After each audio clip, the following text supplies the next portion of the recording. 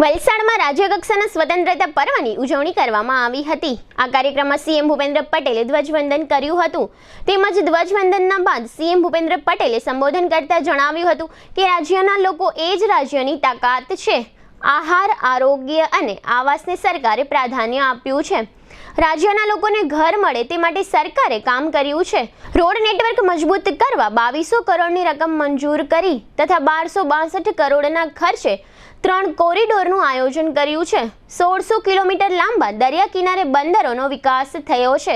ગુજરાત 4 આંતરરાષ્ટ્રીય એરપોર્ટની સુવિધા ધરાવતું રાજ્ય બન્યું છે।